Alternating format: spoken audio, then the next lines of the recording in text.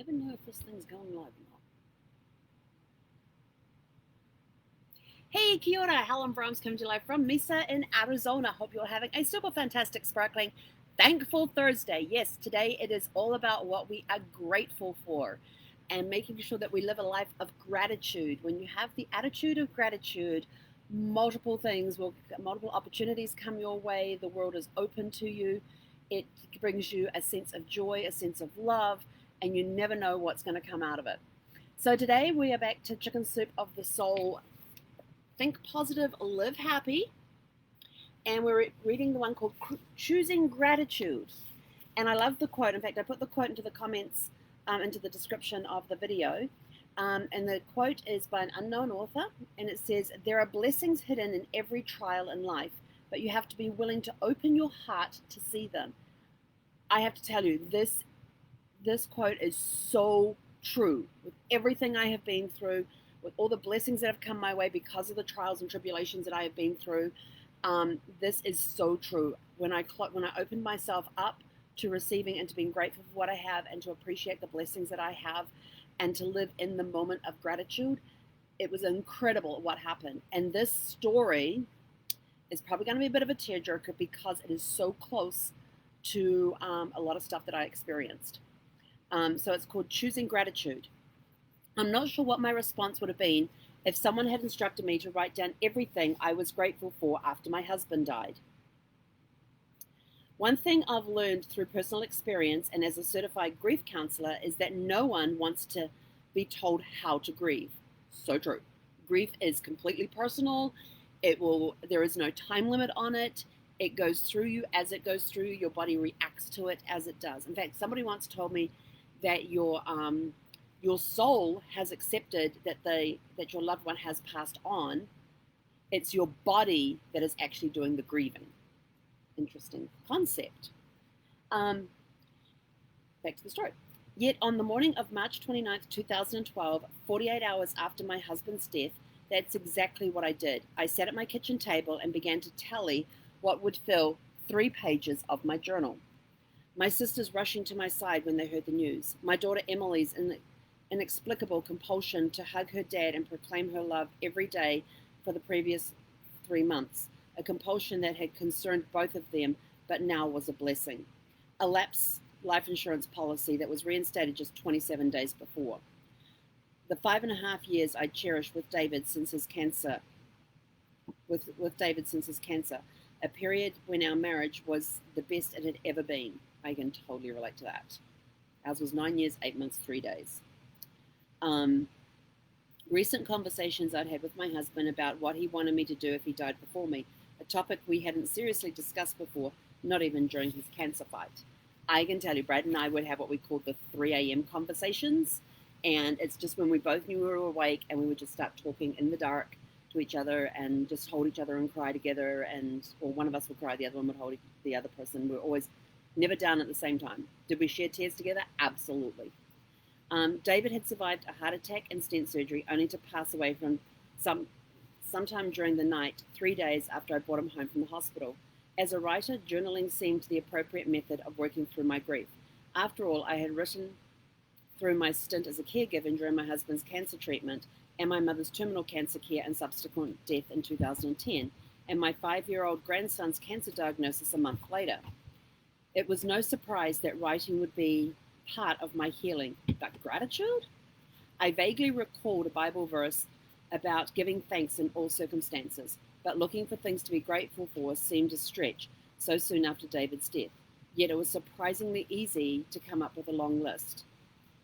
Doors that had so recently opened to me, workshops and a weekly writing column that meant extra income. The Christian radio station I'd begun listening to the month before, now playing songs that spoke directly to my wounded heart.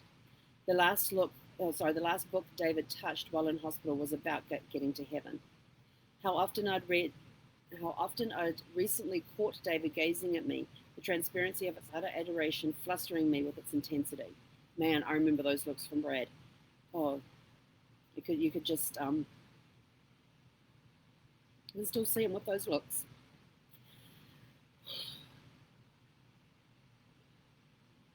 It was easy to pinpoint when a distinct shift in our relationship had occurred. Bogged down with financial struggles and raising eight children, well, I'd lost sight of our marriage to the point that at our 25th wedding anniversary party, I wondered if ours was even a partnership to be celebrated.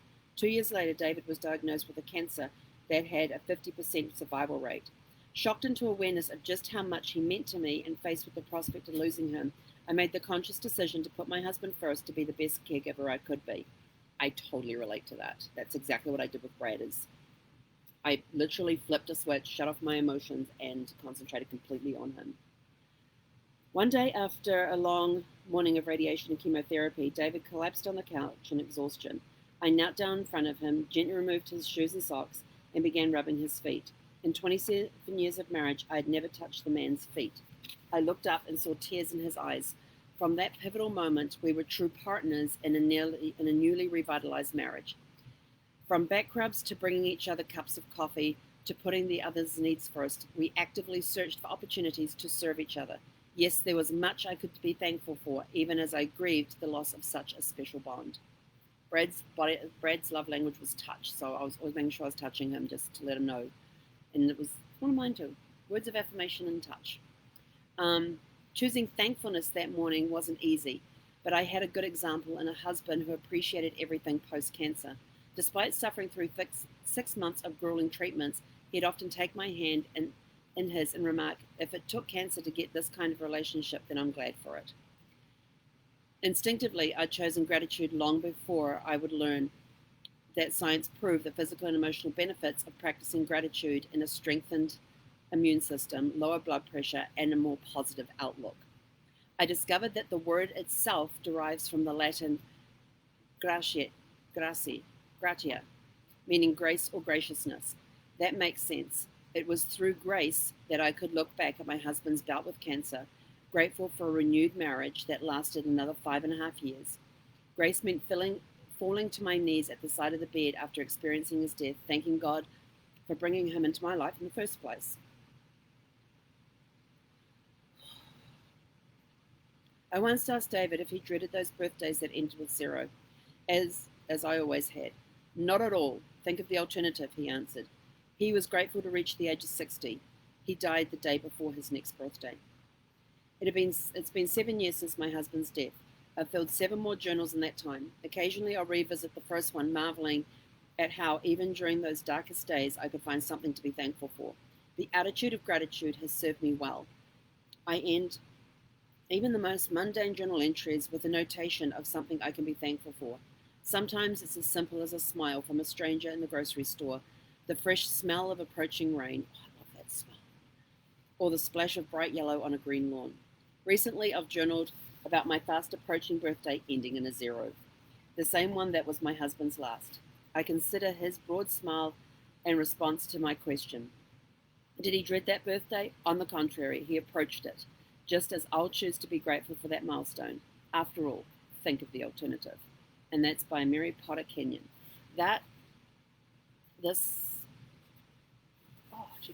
This choosing gratitude story touched my heart because a lot of what she was went through on her journey, I have been through on my journey, and I'm still going through. There are struggles that I have that take place every day. There are struggles that I have that take place at certain times of the year, around certain events, certain holidays. But I'm always grateful. And, Brad always used to ask me if you could go back and change anything, would you? And I said, absolutely not. He's like, why not? And I said, look at all the blessings we've received along the way. We wouldn't be the people we are or have the relationship we have had it not been for cancer. We have some amazing friends. We have so much to be grateful for. And in that time, during that 9 years, 8 months, and 3 days of battle with his cancer, from the day he was diagnosed to the day he passed, we had so much to be grateful for. Even that morning, as I was sitting next to his body, I was thankful for his life, for the time that we got to share together, even though it was, we've been together 21 years, we've been married for almost 19. I was thankful and grateful for every single one of those days we'd had together. The good days, the bad days, didn't matter what it was. I felt truly blessed to have such an incredible man in my life as part of my family, who was basically a part of me.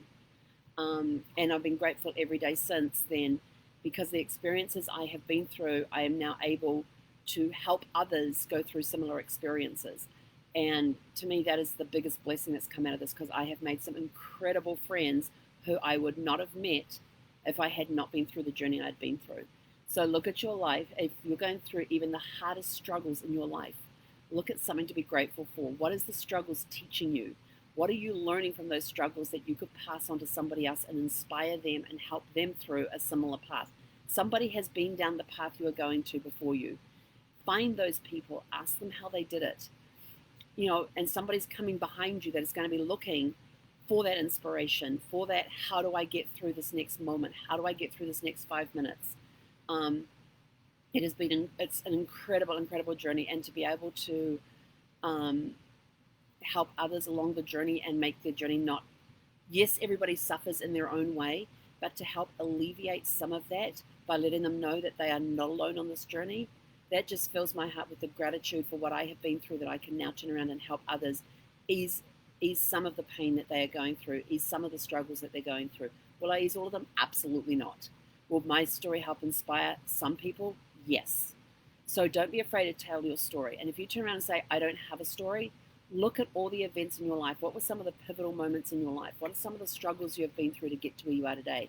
Everybody has struggled at some point in their life to get to where they are today. You are not the person you are just because you've coasted through life. You are the person you are because of the struggles and the challenges that you have faced along the way and how you have come through them, what you have learned along that journey.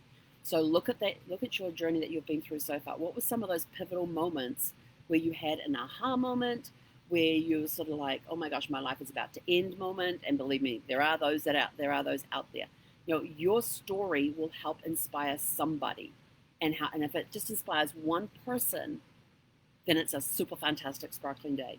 So be grateful for everything in your life. Be grateful for the challenges that you go through, because those challenges will lead you to greater rewards, help you grow as a person, help you stretch. And when you feel like giving up, take half a step forward. It doesn't have to be a full step. It can just be half a step. Just make sure that you keep using that forward momentum.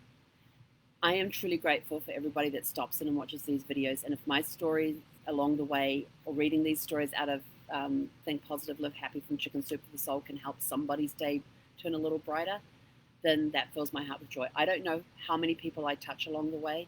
I don't know whose lives I impact along the way. I just know that they're out there, and I'm grateful for the fact that I have been through the journey that I have been on, and I'm continuing on the journey that I'm going on, because there's going to be more people down the way that my story will inspire. Your story is a story of inspiration. Don't hide it. Be grateful for it. Count the blessings on it. Have a super fantastic, sparkling, thankful Thursday. Please put in the comments below what you are thankful for today, and we will catch you guys later this evening. He konera.